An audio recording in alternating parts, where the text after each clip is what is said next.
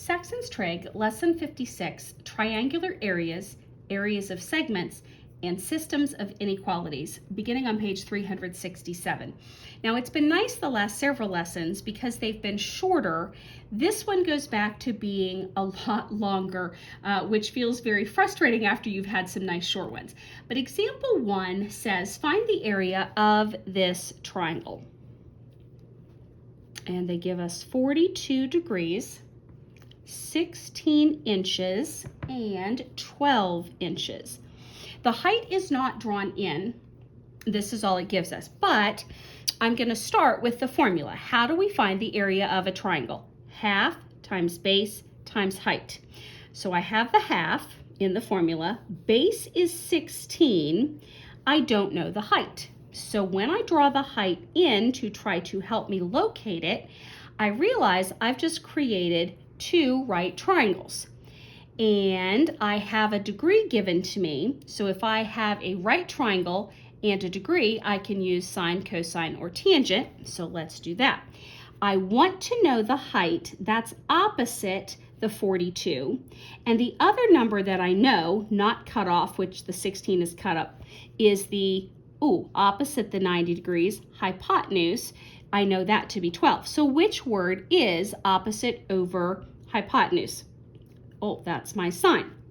So we're going to do sine of 42 degrees equals the unknown h for the opposite over the hypotenuse of 12. Then to solve for the height on the calculator, we're going to do sine of 42 degrees and take that answer and multiply it by the 12. To remove the 12 from the denominator, we multiply to put it on the other side. So now this will be a decimal answer that I can then plug into here. So this should be 8.03. Then a half times 16 is going to be 8. 8 times 8.03, 64.24 inches, because that's what they gave this to me in. And area is always squared, so make sure you have the appropriate label. Example 2. Now asked to find the area of another triangle, 6 meters, 14 meters, and this is 150 degrees. Since I want area, we know it's half base times height. The base, that's 6. Height, again, I don't know, but when I go to draw my height in, I realize that the height doesn't really fit inside the triangle. So this is one that has to be outside, forming a right triangle. I'm going to move that 14 because it's kind of in the way. And I know that my 90 degrees goes in that corner. So I'm looking for the height here. Here's the given 150 degrees. I don't have a degree then inside the triangle that has my height, but I see that this 150 and the new triangle I drew form a line. So how much more to make 180 degrees? 30 degrees. Oh, now I have a degree in my triangle. So I'm again looking for the opposite, and I know the hypotenuse, so that's again the word sine. So sine of 30 is the height over 14, and just like before, sine of 30 on the calculator, multiply by the 14 to remove it from the denominator. That decimal is 7 meters. So I fill my height in as 7, so it wasn't really a decimal. And then half of 6 is 3. 3 times 7 is 21. And the dimensions were in meters, so meters squared for the area. Example 3 shifts gears a little bit, and it gives us a trapezoid. And the upper base is 4 meters, lower base 10 meters. This line 5 meters, and they give us 29 degrees in that corner. Find the area of the trapezoid. All right, so now I have to remember a trapezoid is based on 2 different triangles being drawn. So I'm going to have half the height times the sum of the bases, which is 4 plus 10. And again, I don't know the height. When I draw the height in, And since the 29 was here, I want to draw that so that I'm creating a triangle that contains that 29 degrees. Right triangle, obviously, so my hypotenuse is 5. This is my height. It's opposite the 29. Oh, this sounds familiar. Sine of 29 equals the h over 5. So the h will be sine of 29 degrees on my calculator times the 5, and that will give me the height of, there it is, 2.42. So we're going to do half of, or times 2.42 and 14. So half of 14 is 7. 7 times 2.42 should give us 16.94. It was in meters area squared. Now, part B, areas of segments. All right, when we're dealing with a segment, this is coming from a circle. And we know that if we go from the center and we cut off a slice of pizza, that is our sector. So the slice of pizza is the sector. When I take a triangle off and I'm just left with the crust, that is the segment. So the segment acts as the crust. If I want to find the area of the sector, we've done that before. We found the area of the entire circle, which falls under pi times radius squared, times however many the degree was in here, so the degree out of 360 for the full thing. So the fraction that I want to keep is whatever the degree is out of the 360. So is that like a fifth of the whole pizza or not? And then that gives me the sector. I need to minus off the triangle area, which I know will be half base and height, and that will leave me with the crust. So this is the basic formula that we're trying to work on. So in example 4, it says find the area of a segment shown above if the central angle is 0.6 radians. So now that's going to tweak that just a little bit, and it's going to be 0.6 over 2 pi instead of 360, because a full circle is worth 2 pi radians. That's the one difference there. Find the area of the segment shown above if the central angle is 0.6 radians and the radius is 10 feet. So this is being labeled as 10 feet. So pi times the radius 10 squared, shrinking it down to its fractional format, minus a half and the base and the height.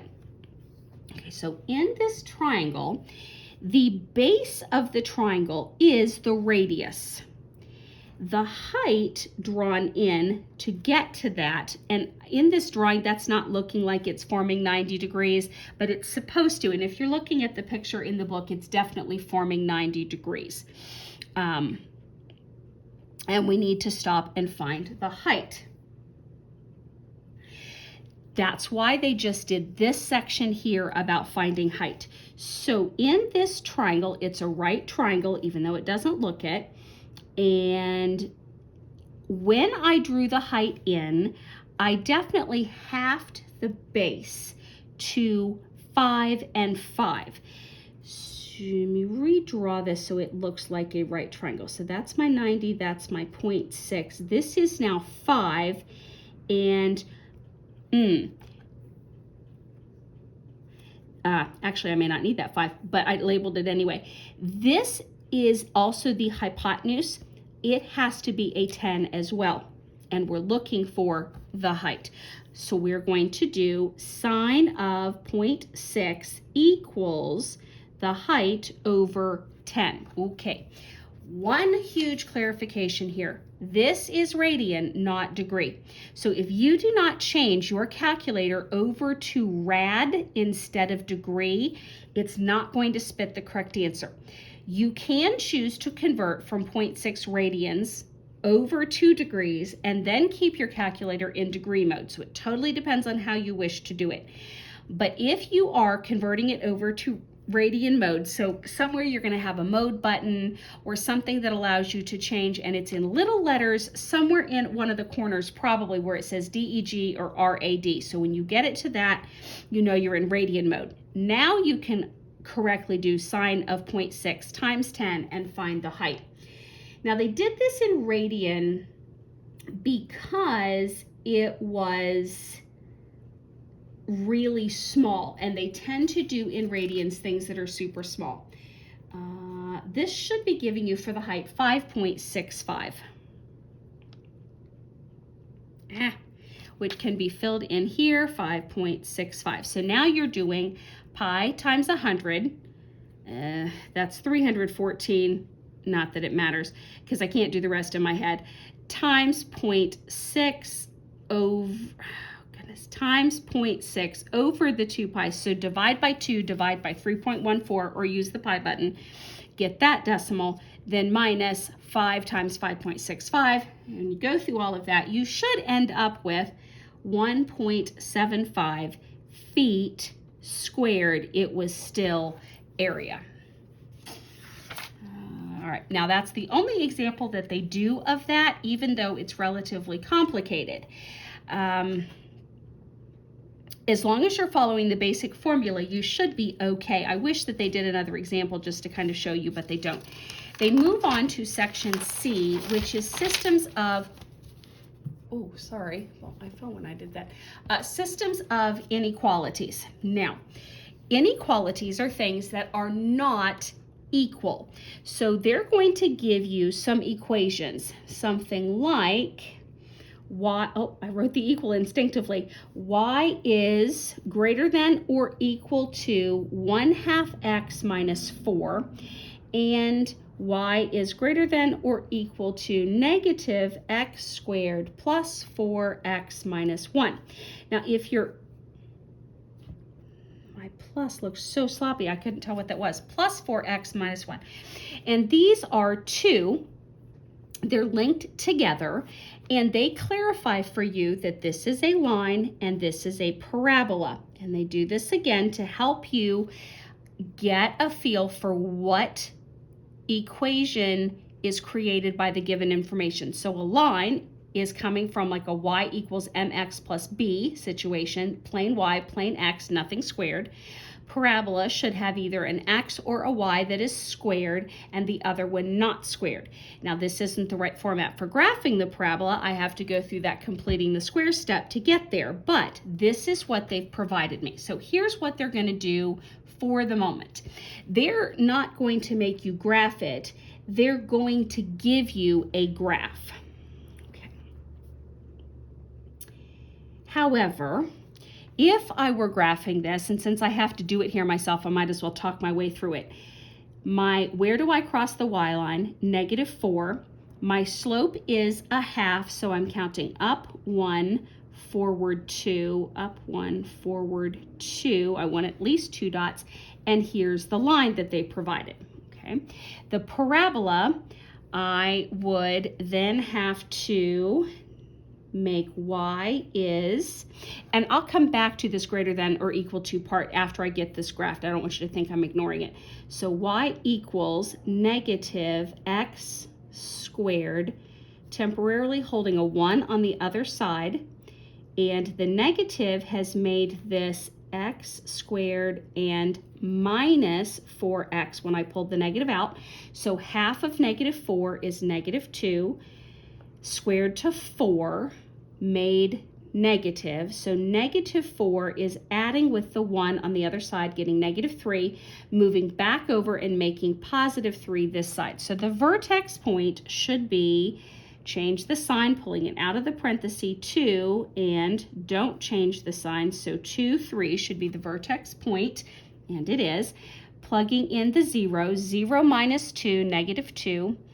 Squared to 4, -4 plus 3 is -1, so 0 graphed -1. It's 2 away from the vertex point, go to the other direction, match the same vertex point, draw the parabola. Okay, now since the book provided this, I went through the steps rather than just trying to copy what they had, just to help you see the process one more time. But they've already given you this graph, and they've labeled this section A, this section B, this one and this one are C, and this one is D. Now here's why they did this. The two sections above the line are A and B. The two sections below the line are C and D. I'm also looking for sections outside of the parabola, that's A and C, and inside the parabola but underneath the line is D. So now you see why they've labeled them. Since they're going to give you this, what they're actually saying is, which section do you graph based on the fact that this wasn't equals, this was greater than symbols here. All right, now before I move on, these are solid lines drawn as you expect them to be drawn because these have or equal to's. If I did not have the or equal to line, these would be written as dashed. So my parabola would be a dashed looking parabola if I didn't have the equal sign. Okay, now my best way, quickest way to test, and some people have a good instinct for it. Most of the time you can get away with your instincts, but even if you're using your instincts, I would tell you check it mathematically just to be on the safe side. 0, 0 is the easiest coordinate point to test as long as 0, 0 does not fall on the actual line, either line or parabola line, and it does not. This one is just below it. So I'm going to test it. Is it safe to say that 0 is greater than or equal to a half times 0 is 0 minus 4? So is 0 greater than or equal to negative 4? 0 is greater than negative 4. Ah, great. So on the line, I will shade the section that contains the 0, 0 because this is truthful. That means I'm shading above the line. So that is keeping sections A and B. Now repeat the process for the parabola. 0 greater than or equal to 0 squared is 0, 0 plus 0 minus 1 is the only thing left. Is 0 greater than negative 1? Yes. So where is the 0, 0 located? Inside or outside of the parabola? Outside parabola. So that would be above the line, either A or B, and the one that is inside is B, so the outside one is A. A becomes the answer that we're looking for. So technically what I'm going to box for my homework is A. However, what you are really doing is shading this as the OK section. Anything that is above the line and outside of the parabola is going to be an acceptable answer that matches for both of these original equations. Now, example 6. In the figure, we show the graphs of the given parabola and line. Which region contains the coordinates of the points that will satisfy both inequalities? Okay. Technically, to get this graphed, I should repeat all the steps I just went through to actually do them, but I'm going to try to copy what they are giving us here. So for the parabola, -2, -2 looks like the vertex point. There's 0 went through, good, it was even, so 2. That's 2 sections the other direction, mirror image over here. And it is solid because in the parabola listing, it said y is greater than or equal to. The line crosses at 1, and I just need another place where they cross. Looks like -2, 3, -2, 3. I'd like another dot. 2, -1, 2, -1. Okay, so this one is dashed because in the equation it said y is less than this. Okay, I need to extend these a little bit more. This picture's in the way, sorry about that. Okay, because I need the dashed line and the parabola to eventually cross. All right, And then they've labeled sections. This one here is A, B, inside here is C, and then these outside are D. They just labeled it in two places because the axis cut it. They didn't want you to think it was just that little piece. All right, so now that we have those, the equations were y is greater than or equal to x squared plus 4x plus 2. That's obviously the parabola, and y is less than negative x plus 1. They've labeled that as the line. And it's dashed again because we don't have that equal. Okay, so is 0, 0 an acceptable dot for me to test? Yes, it is. Okay, so is it okay to say 0 is greater than or equal to 2, because the zeros drop that off? Is 0 greater or equal to 2? Nope. 0 is less than 2. So where is the 0, 0 located? In or out of the parabola? Outside of the parabola. So I don't shade outside, I'm going to shade inside the parabola. That leaves me with C and A.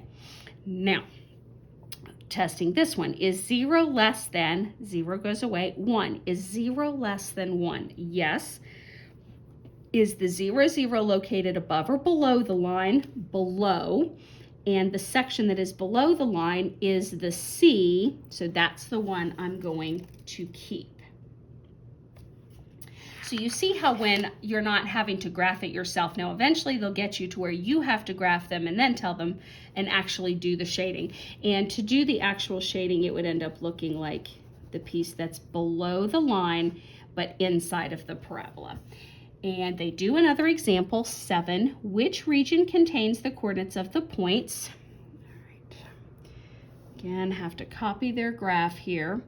So the line is 0, 0, 1, 1, 2, 2. It is solid, so it's looking like so.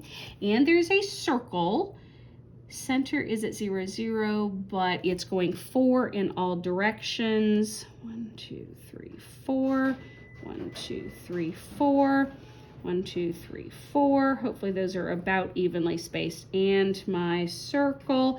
Now the parts have been labeled A, B, C, and D. Okay, equations are x squared plus y squared is less than or equal to 16. That's the circle one. How do I know that's the circle one? I have both an x and a y that are squared, same coefficients, and a plus sign, and this is something that can be turned into the radius.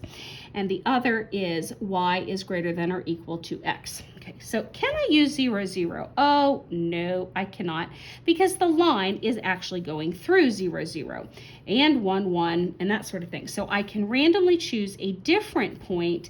I can do like 1, 2, and that's clearly above. So let's test 1, 2 for the line. The x value I said was 1, so greater than or equal to 1. The y value was 2. Is 2 greater than or equal to 1? Yes, 2 is greater than 1. So it is above the line. Those sections above the line are A and B. Now let's figure out which one of those we keep. Can I do the 0, 0 point for the parabola? Well, it is the center point, but it is clearly inside the circle. So yes, I can test that. Is it okay to have 0 less than or equal to 16? Because 0 for both of those and added together is 0. Is 0 less than 16? Yes. So that's inside the circle. Which section was inside the circle? That's section B.